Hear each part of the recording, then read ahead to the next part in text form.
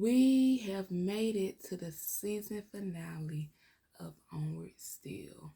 We named the lie that scripture was misused and misconstrued to tell.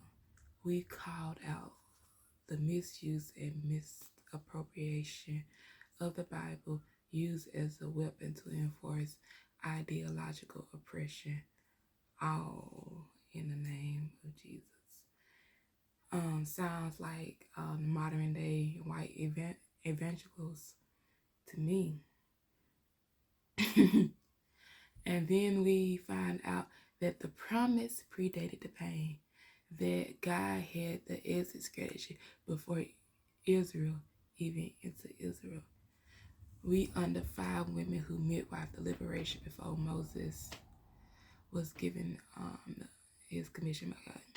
We sat in the quiet way of being heard, remembered, seen, and known by God.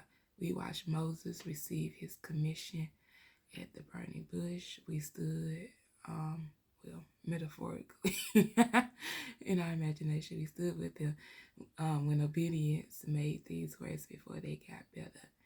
And we received the word that the pressure increases right before the release.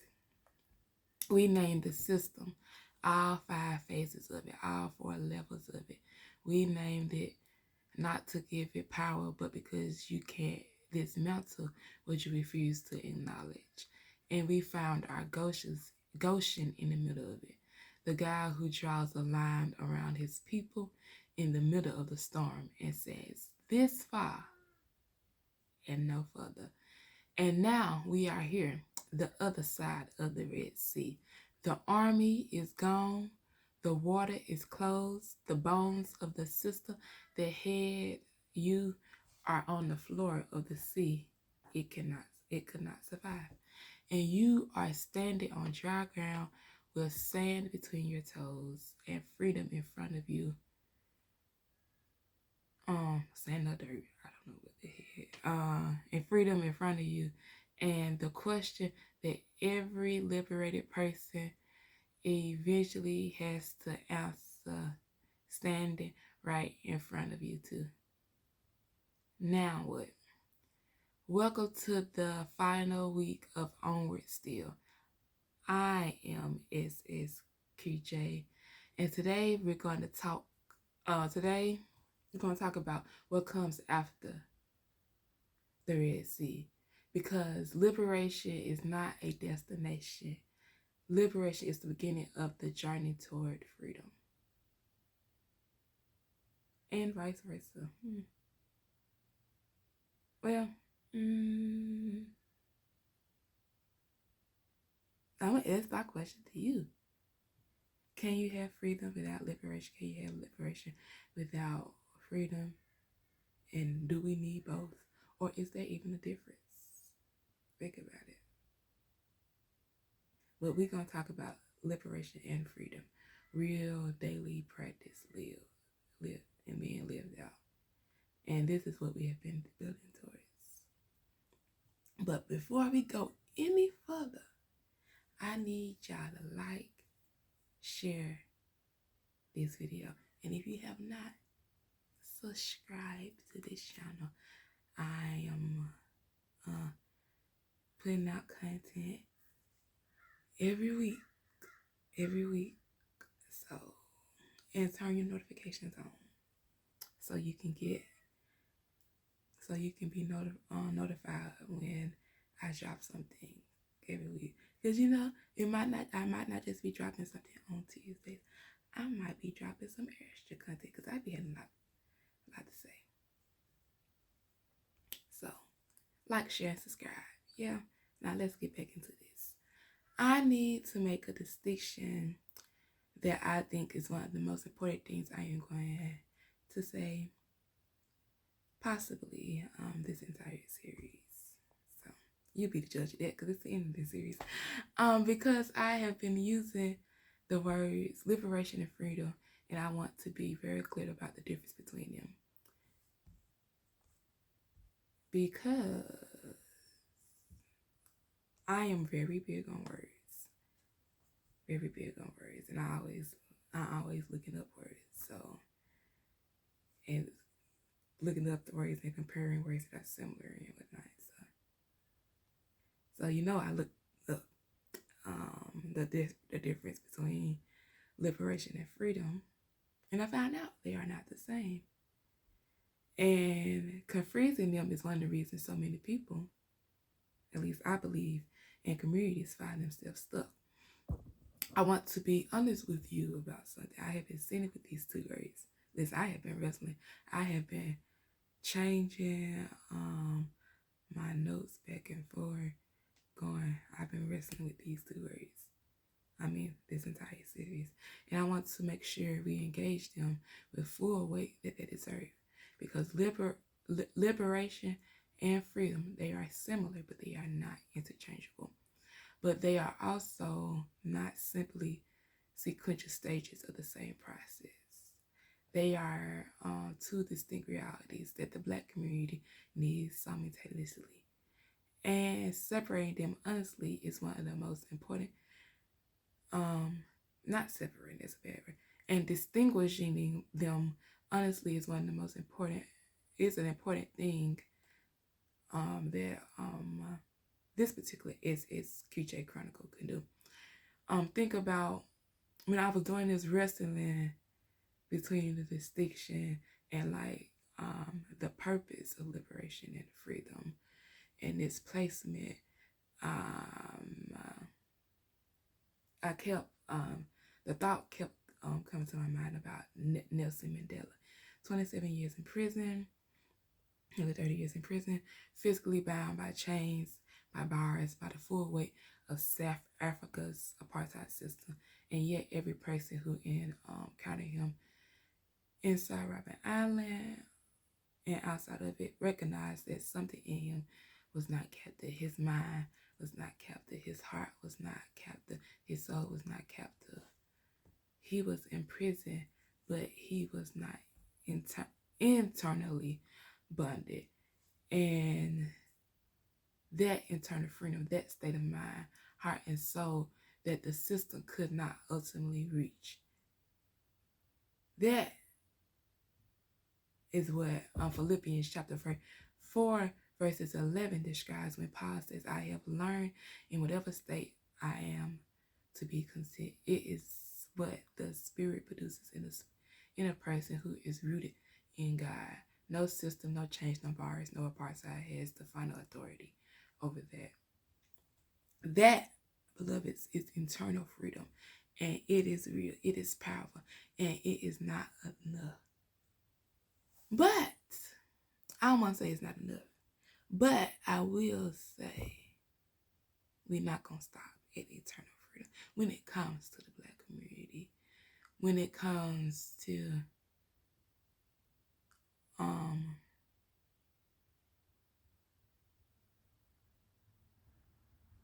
the empowerment, the advancement of the Black community.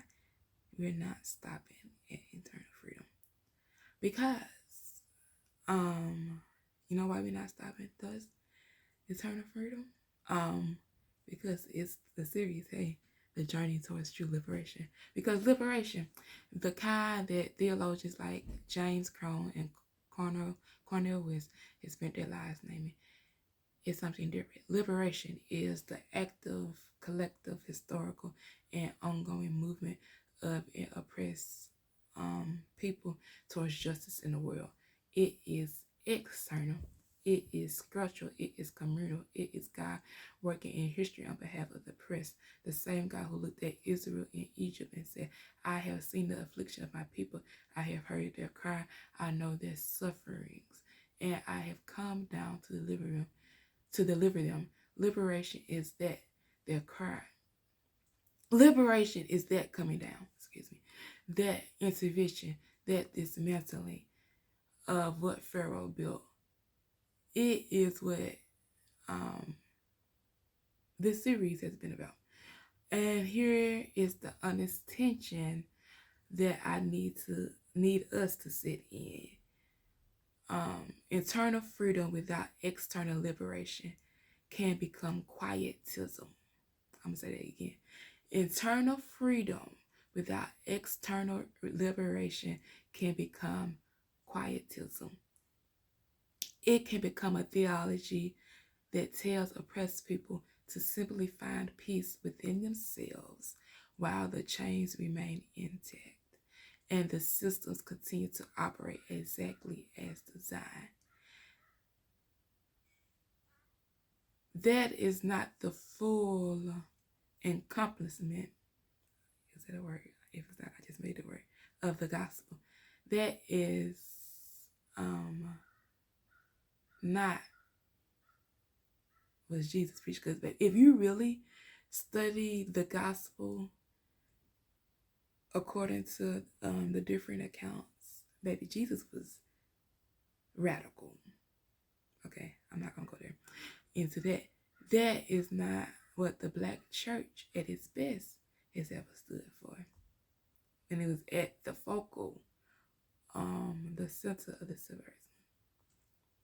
And external liberation without internal freedom can become a movement that dismantles systems but leaves the inner person still bound, still operating from scarcity, still pulling down the people who try to rise, still longing for Egypt even after Egypt is behind them. That is also incomplete. You need both simultaneously. Mandela needed both. The anti-apartheid movement was pursuing the external liberation while Mandela was practicing the internal freedom inside a prison cell. Both were necessary. Neither was sufficient alone. Now, look at Israel. The Red Sea parts. The army is destroyed. Egypt is behind them. They are delivered from Egypt. That is real. That is permanent. That is God's external liberation executed completely. But 3 days later, they are grumbling, mumbling, complaining. 3 days later, after the greatest miracle most of them had ever witnessed, they are longing for Egypt, the leeks, the onions, the familiarity of the place that tell them their bodies were free, but their minds, their emotions, their mentalities, Egypt was still in them. They were delivered from Egypt, but Egypt was not yet out of them. And that distinction, delivered from Egypt, but not yet out of them, is what the wilderness was actually for. The wilderness was not pure punishment. It was the process of getting Egypt out of the people, dismantling the mentality that generations of bondage had built inside them, building the internal freedom that the external liberation had already secured the conditions for, both working together. The external liberation of the Red Sea creating a space for the internal work of the wilderness. And I want to say something directly to the Black community before I close this section. The Emancipation Proclamation was signed on January 1st, 1863, and the news of emancipation did not reach the last of the enslaved people, specifically in Galveston, Texas, until June 19, 1865, with what we now know and celebrate as Juneteenth. The physical chains of chattel slavery in it. The external liberation, incomplete and contested as it has been through every generation since, began to move. But the psychological, emotional,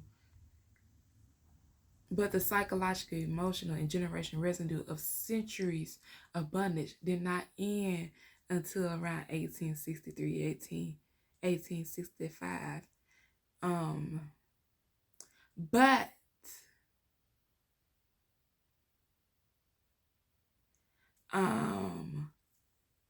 Joy DeGruy named it post-traumatic slave syndrome, the internalized oppression, the scarcity mentality, the self-rejection, the pulling down of those who try to rise.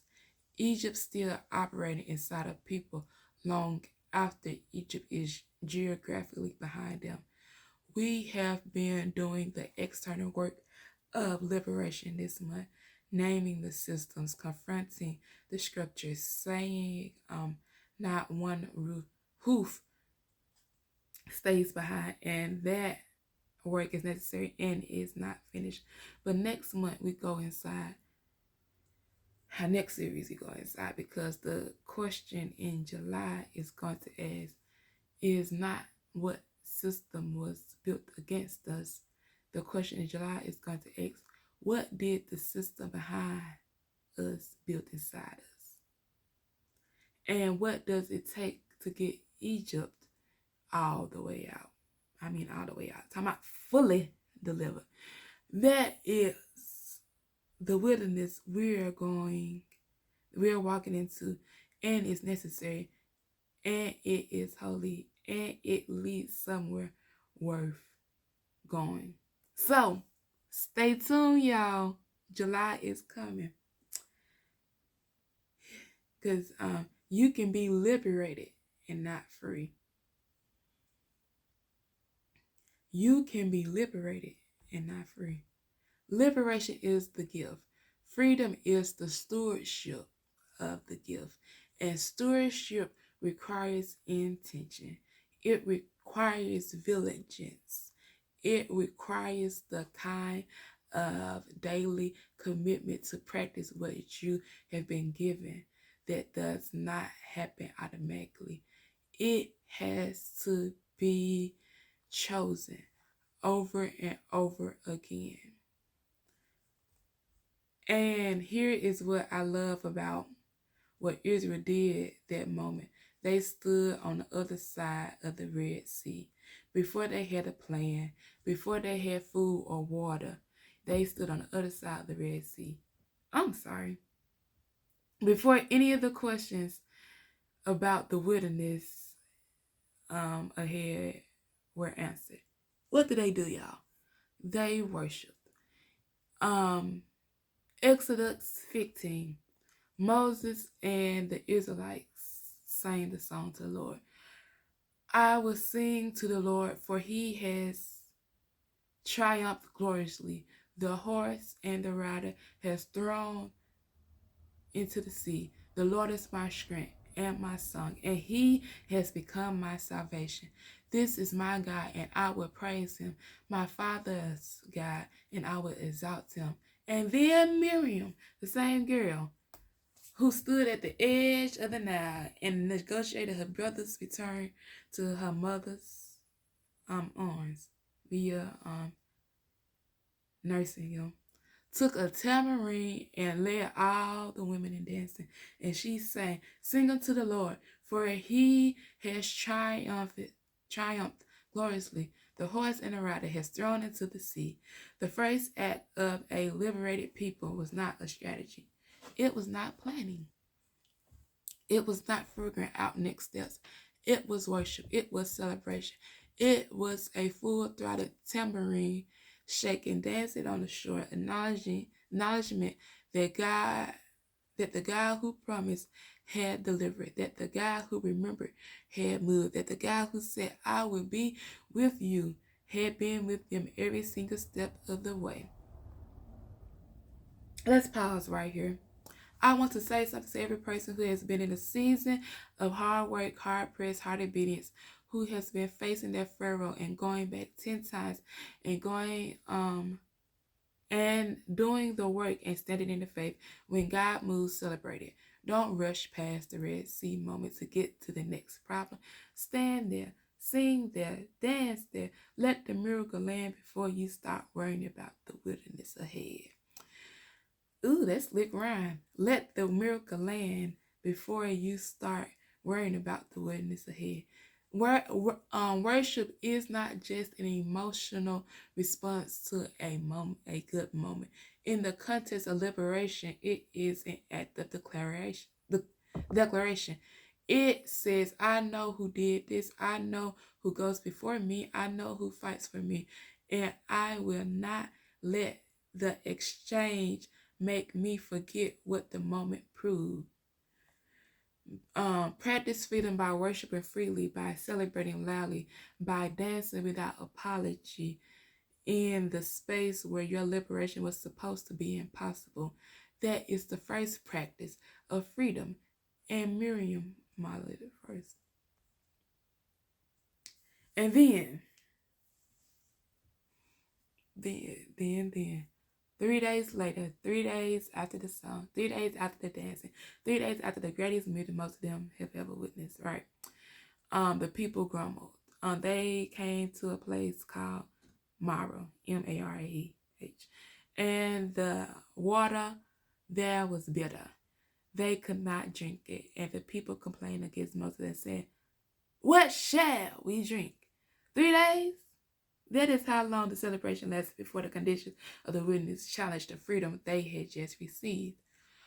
And I am not saying this to judge them. I am saying that to prepare you, because the wilderness is real, and the wilderness is where freedom gets tested, where the habits and the mindset and the mentalities formed in bondage rise up and try to reassert themselves, where the conditions of the journey challenge the reality of the liberation, where the question stops being did, where the question stops being did God deliver us and starts being God is enough for right now. Becoming free is one thing, staying free is another, and staying free requires a daily intentional spirit-led commitment to practicing freedom even when the water is bitter, even when the conditions of the journeys are hard, even when the 3 days out of Egypt the wilderness is not looking anything like Canaan. Here is what freedom looks like in practice in the wilderness. It looks like choosing faith over fear when the provisions ran out. God provided manna in the wilderness every moment, fresh, sufficient enough for the day. The practice of freedom is trusting the daily provision instead of hoarding them from scarcity, instead of grabbing more than you need because you are still operating from the mentality of not enough that Egypt installed. It looks like choosing community over isolation when the journey gets hard. The wilderness was not designed to be navigated alone. Israel moved as a community. When one section of the camp struggled, the whole community felt it. The practice of freedom is letting people into your wilderness instead of performing strength you do not have. Whew, that's hitting me. It is being a people who bear one another's burdens, because liberation was never meant to be in individual sport. It looks like choosing the identity God gave you over the identity the system assigned you. Every day, in every way you speak about yourself, in every way you move through spaces that you were not designed to hold, in the way you raise your children and tell the truth about who they are before the world has the chance to tell them a lie. The practice of freedom is living for your from your God-given identity instead of from a conditioned one, over and over until the new way becomes the natural way, and until the God's way becomes the natural way. And it looks that wasn't grammatically, until God's way become the natural way. And it looks like choosing obedience even when partial obedience feels enough. Partial obedience is still disobedience. Hey, take a step up. Procrastination is obedience in slow motion. The wilderness is full of opportunities to do almost what God said, but almost ain't enough. To go almost as far as God instructed, again, almost is not enough. To trust him almost completely, and almost is what kept a generation out of the promised land. Full obedience, complete trust, no holding back. That is the practice of freedom. I planted something earlier in this series. I believe it was week 2 that I want to come back to and develop a little more fully today, because I think it is important to distinguish this. When God brought Israel out of Egypt and destroyed Pharaoh's army in the Red Sea, he did not break the system. He destroyed it. There's a difference. Breaking implies the possibility of repair. A broken chain can be relinked. I know, I done it myself, like with actually chains, like chains of a bracelet or chains of a necklace. I have mended them back together, mended the link back together. A broken system can be rebuilt. A broken pattern can be reinstated. When something is merely broken, it is still within the realm of restoration to its original function. The pieces are still there. The structure is damaged, but not beyond reconstruction. Right? But the Red Sea did not break the Egyptian army. It submerged it completely, irreversible. Every chariot, every horseman, every soldier. The water came back and covered them, and they were gone. Not weakened, gone. Not damaged, destroyed. Not broken in a way that they could be repaired. Destroyed in a way that that put the question beyond the reach of repair entirely. And I want to apply that to the liberation work we are talking about this series. When we talk about dismantling the systems of oppression, we are not talking about breaking them in a way that leaves the pieces available to be reassembled. We are talking about destruction, the kind that is thorough enough, deep enough, and complete enough that the system cannot function as designed ever again. And when we talk about the internal work, the mindsets, the mentalities, the internalized patterns that oppression installed, we are not talking about managing them or reducing them or keeping them at a distance. We are talking about the kind of transformation that Romans chapter 12 verse 2 describes. Be transformed by the renewing of your mind, not improved, but transformed, not patched, but renewed. A new mind that thinks from freedom instead of from bondage. A new way of seeing yourself and the world that is so thoroughly established that the old way is no longer has functional access. Destroying is not about rage. It is not about bitterness. But it is about being so thoroughly free in your mind, thoroughly free in your spirit, thoroughly free in your practice, that the chains that once held you cannot be put back on you, even if someone tried, because you do not recognize them as yours anymore, because you have practiced freedom long enough and deeply enough that bondage has become the foreign thing and freedom has become the native language. We are not in the business of breaking chains. We are in the business of destroying them so that they can never function as designed again. Not in your life, not in your children's life, not in the generations that come after you. Okay. I said I was going to try to remain cool, calm, and collected this episode, so let me calm down. So, I want to zoom out for a moment, because everything we have talked about this month, the liberation, the freedom, the dismantling, the practice, we have like mostly talked about it on the personal level, and it is personal, but it's not only personal. The liberation journey is a generational assignment. Think about what Exodus actually accomplished. The generation that left Egypt, most of them did not enter the promised land. When I say most, like 99.9999999, okay, I'm sorry.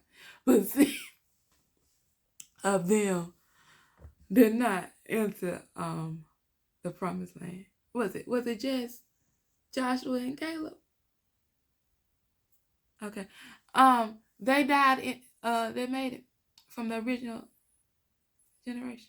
Okay, on the OG.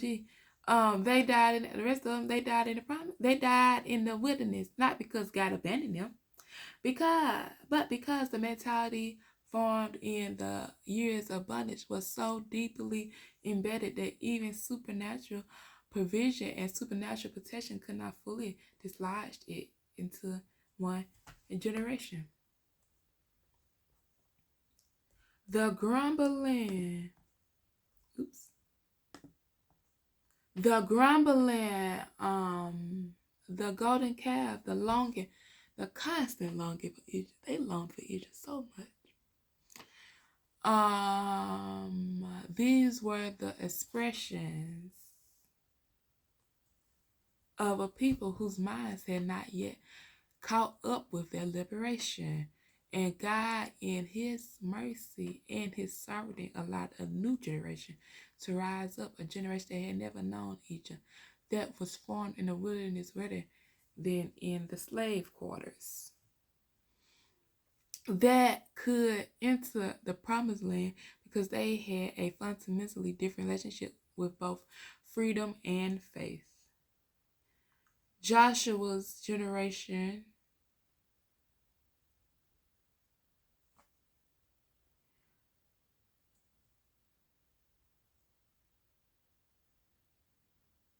I keep on saying when I was studying Joshua of Nun, Joshua's generation inherited what Moses' generation could not fully process, not because Joshua's generation was better, but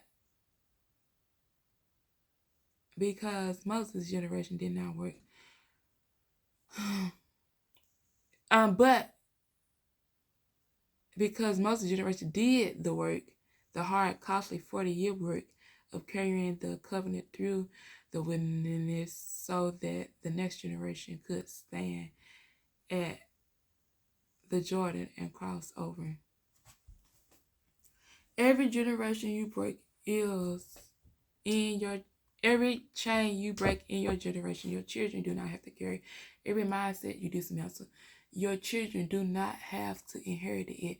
Every lie you refuse to pass down, your children get to start without. Every truth you establish in your household, your community, your culture, your children get to build on instead of having to excavate from underneath it. Liberation is not just for you. It is for everyone who comes after you. The work you are doing right now, the healing, the naming, the dismantling, the practicing of freedom is not just for your benefit. It is an act of generational love. It is the most profound legacy you can leave. Not money, not property, not status, which I can't go into that. But a liberated mind and a free spirit passed down to the people who carry your name and your blood and your story forward. You are not just becoming free for yourself. You are becoming free for your free so your children can start from a different space, so they can build from the foundation you laid instead of spending their whole lives excavating or digging themselves up from the rubble you left. So they can enter the digging themselves out of the rubble. So they can enter the promised land that your generation cleared the path to. That the way of the liberation journey and that It is the journey of it.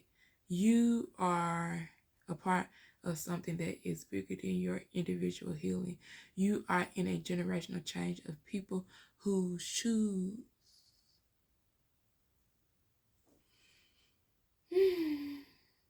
freedom. And the people who come after you will be shaped by what you chose. I want to close this month by talking about posture, because I think it is a posture that a liberated people carries that is distinct from both the posture of the oppressed and the posture of the arrogant. And I want to at least try to name it. The posture of the oppressed is shrinking, minimizing, making yourself smaller so that the system does not target you, qualifying your voice before you use it, apologizing for taking up space, performing acceptable versions of yourself in rooms that were not designed to include you, living from the permission of others rather than the authority of God. The posture of the arrogant is the opposite extreme. It is the pride that Proverbs chapter 16 verses 18 warns against, the haughty spirit that goes before the fall, the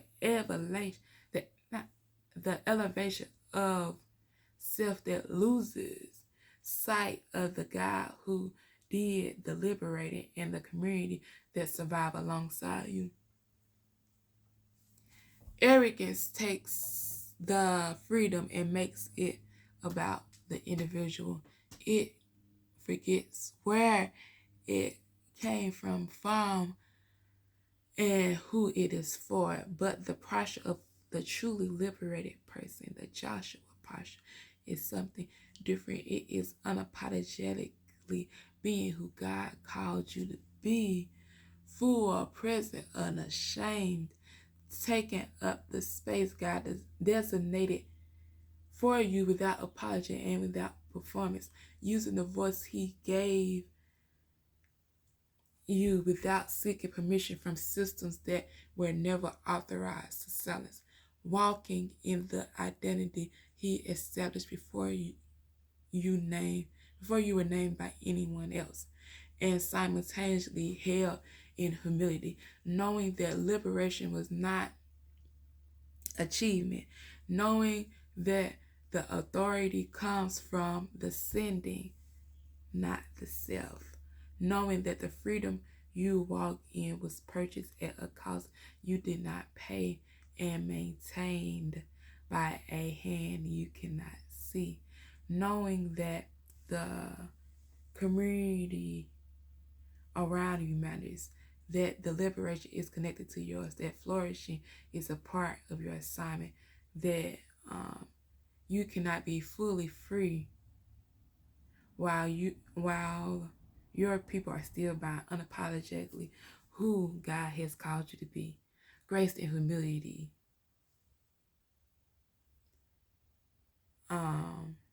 That is the posture. Not shrinking, not arrogant, but full, covered, sense, and deeply aware who did the sending. That is what a free person looks like. That is what a liberated person, a true liberated person looks like. And that is what Onward Still, this Onward Still series has been building toward from the very beginning.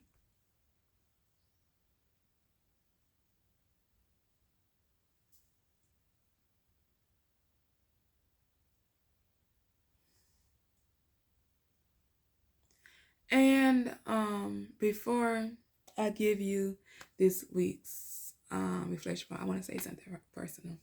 Everything we have covered this month, the naming of the system, confrontation with Pharaoh, the long walk out, the wilderness, the practice of freedom, none of it is abstract for me. I am on a journey too. SSQJ Chronicles itself is on a journal.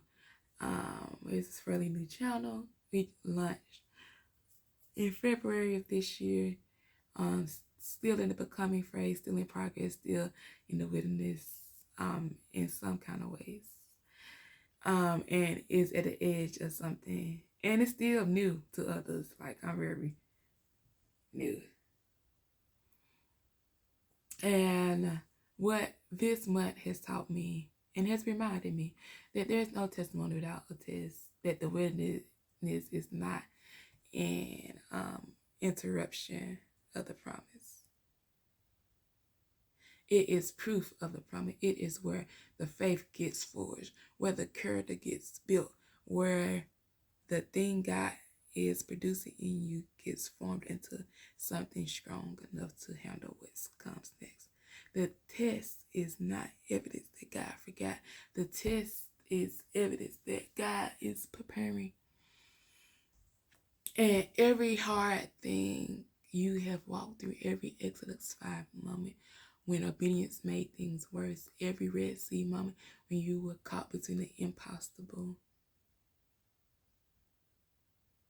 and catastrophic, between a rock and a hard place, every wilderness moment when the water was bitter and the provision had not arrived yet, is building something in you that ease and comfort could never produce. Your test is becoming your testimony, not eventually, but right now, in the middle of the wilderness, in the middle of the becoming, in the middle of the practicing of a freedom that still does not feel fully natural yet. Hold on. Keep practicing. Keep destroying the chains. Keep walking in the identity. Keep carrying the liberation for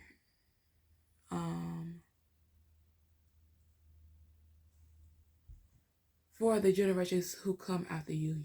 The testimony is forming, and it is going to be worth every hard thing that it costs. Your reflection prompt, your final reflection point for the Onward Still series. What is one specific daily practice of freedom that you are committing to from this point forward? Not a feeling, but a practice. Something you will choose to do in your thinking, in your speaking, your community, or your faith. That is the active daily expression of what? Of the liberation you have received. Say the question one more time. What is one specific daily practice of freedom that you are committing to from this point forward? Write it down, name it, and then actually do it. Okay? Because freedom is not just to be remembered, it is to be practiced.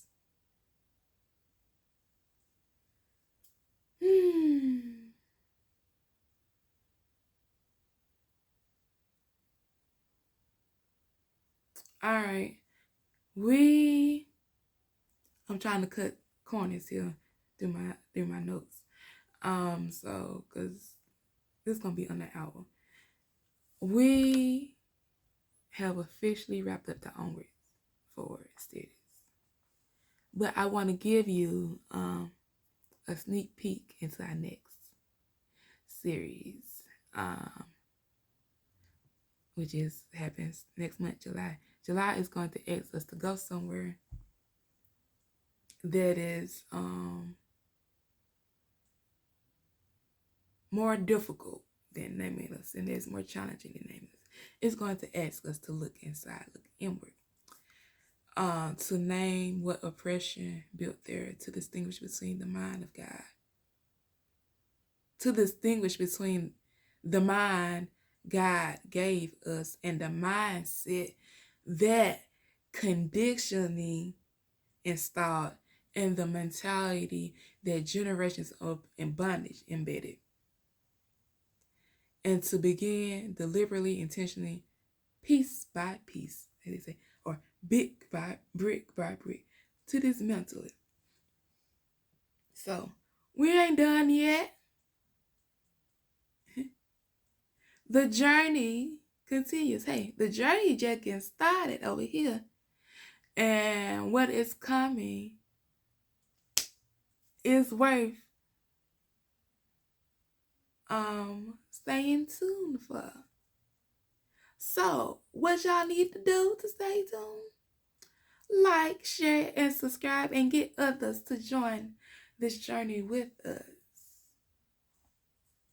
Until then, onward still. And this has been another SSQJ Chronicle.